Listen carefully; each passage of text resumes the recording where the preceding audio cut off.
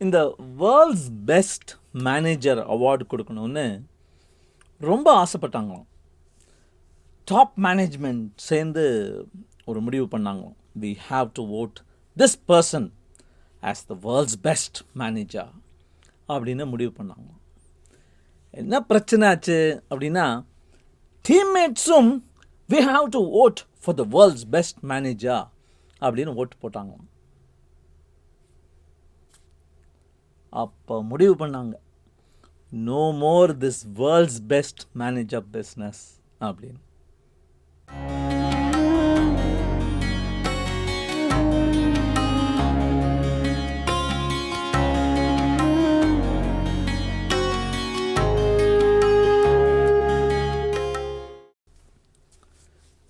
வணக்கம். இவங்க பேர் Julie Zhuo. She is actually very senior person at Facebook. VP design, அதாவது ஃபேஸ்புக்கோட டிசைன் மேனேஜர்ஸில் ஒருத்தர். She has moved on from there now. But அந்த ஃபேஸ் ஆஃப் ஹர் லைஃப்பை அவங்க புத்தகமாக எழுதியிருக்காங்க. The making of a manager. One fine morning she is talking with her colleagues and peers. Her manager comes along and says, இனிமே நீ யார் கூட work பண்ணிட்டு இருந்தியோ அவங்களுக்கு மேனேஜர் நீ அப்படிங்கிறாங்க. So what happens from that day forward and things that she learned, என்னெல்லாம் அவங்க கற்றுக்கிட்டாங்க அப்படிங்கிறத இந்த புத்தகத்தில் ரொம்ப அழகாக எக்ஸ்பிளைன் பண்ணியிருக்காங்க. I am going to take a few that resonated with me, that were bits of advice that you can't really find elsewhere. மேனேஜ்மெண்ட்டுக்கு அத்தனை புத்தகங்கள் இருக்குது, எத்தனையோ பேர் எழுதியிருக்காங்க. அதிலெல்லாம் இல்லாத சில அன்யூஷுவலாக சில விஷயங்கள் சொல்கிறாங்க அப்படின்னு எனக்கு பட்டதை உங்கள்கிட்ட ஷேர் பண்ணுறேன். டியூரிங் த டெவலப்மெண்ட் ஃபேஸ், அவங்களுடைய மெச்சூரிட்டி டெவலப்மெண்ட் நடந்துட்டு இருந்த போது, she says she thought good manager, great manager அப்படின்னா என்ன? நல்லா ஃபீட்பேக் கொடுக்கணும், நல்லா மீட்டிங்ஸ் நடத்தணும், யாரெல்லாம் ப்ரமோட் பண்ணணும், யாரெல்லாம் தூக்கணுமோ ஃபயர் பண்ணணுமோ கரெக்டாக பண்ணணும். That is manager. மேனேஜர்னால் அதுதான் இலக்கணம் அப்படின்னு நினச்சாங்களாம். And then she says, I realised I was a hamster on a wheel, just chasing day to day affairs, not having a long-term view. And then she says, I decided manager na, there is a 2.0. Okay, what's a 2.0 manager? A 2.0 manager tries to get people to work together, tries to resolve issues, ஒரு wider scope and long-term view வச்சுப்பாங்க.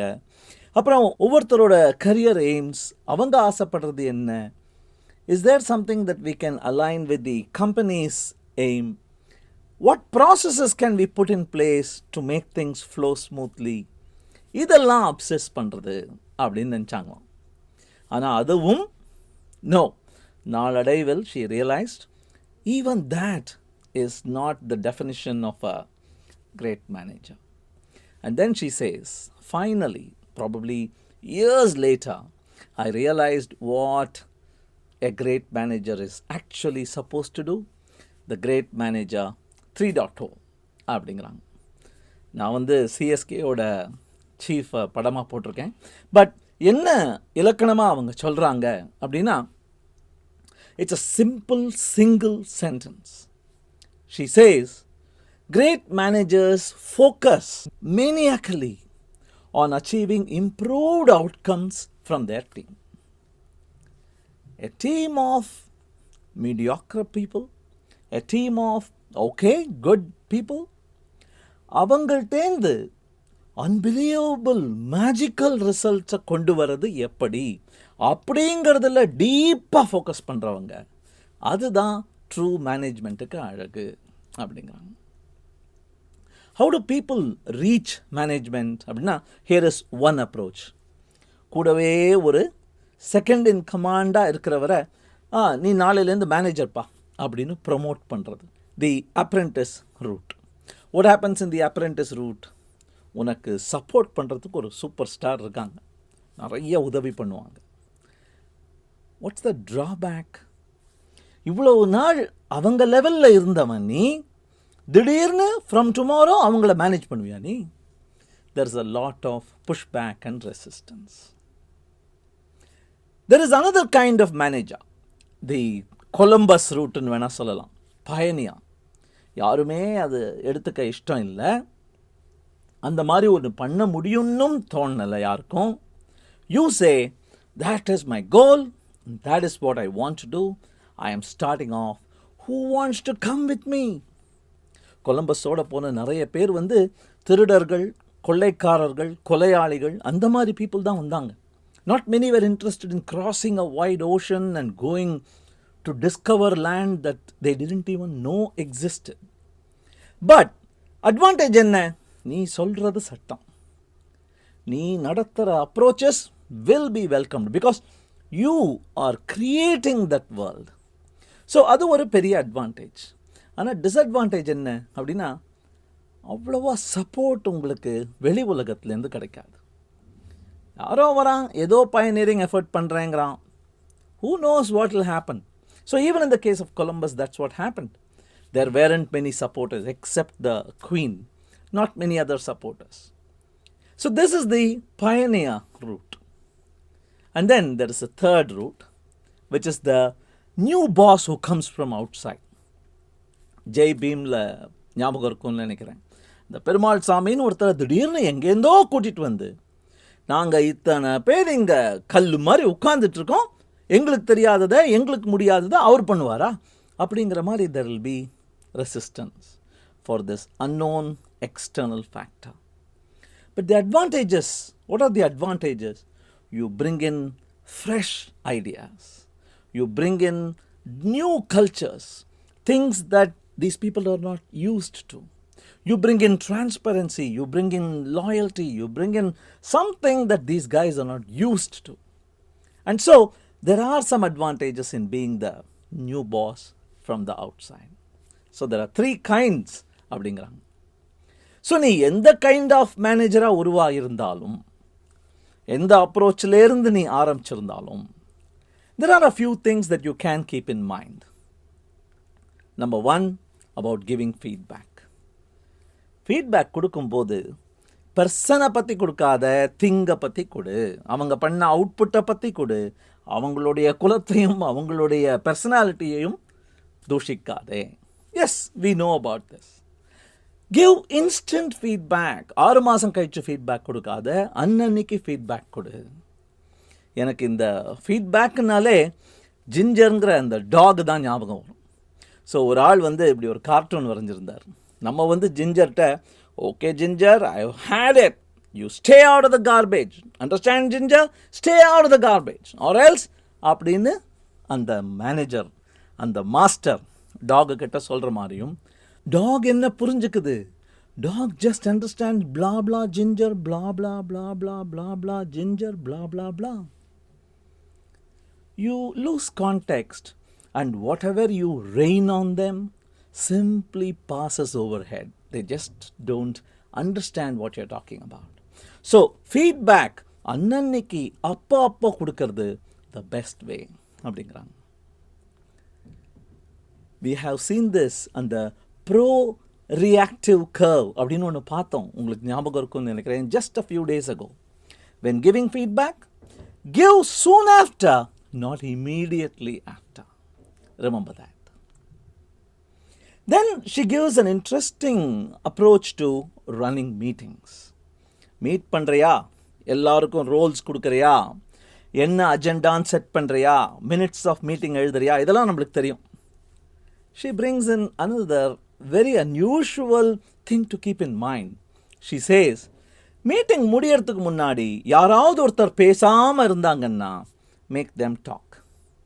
They may be shy, they may be old, they may be feeling these guys have already decided they won't respect my idea, whatever.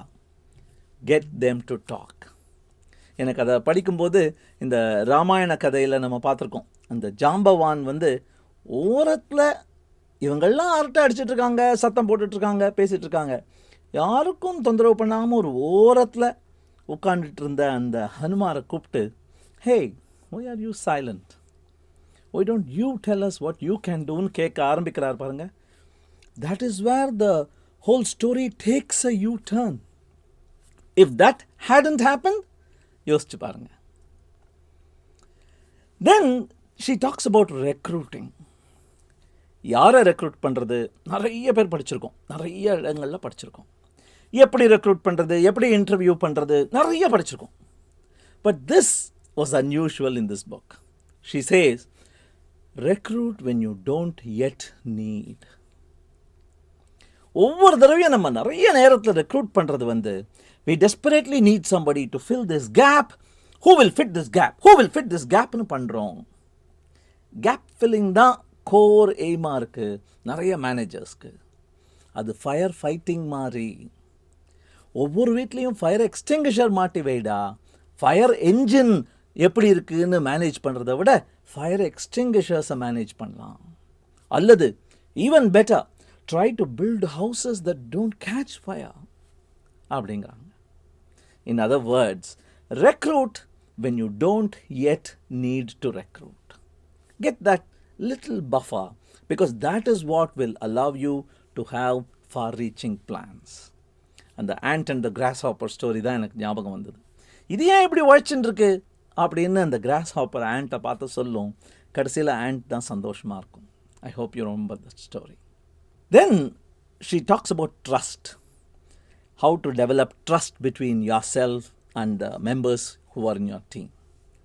அதை பற்றி பேசும்போது என்னுடைய school students, Zoho school ஸ்டூடெண்ட்ஸோட நான் படிச்சுட்டு இருந்த இந்த புத்தகம் ஞாபகம் வந்தது. இந்த புத்தகத்தில் அவங்க சொல்கிறத விட அழகாக ஒரு விஷயத்தை சொன்னதுனால I am jumping to this book called Design is a Job. I am going to actually tell a little more in one more Quotidian some other day, but I'll just leave you with this very interesting side story. This author, Mike Monteiro, talks about building trust. Make your teammates trust you அப்படிங்கிறார். சொல்லிட்டு ஒரு U-turn எடுக்கிறார். He says, make your teammates trust that you will not catch them if they fall. Huh?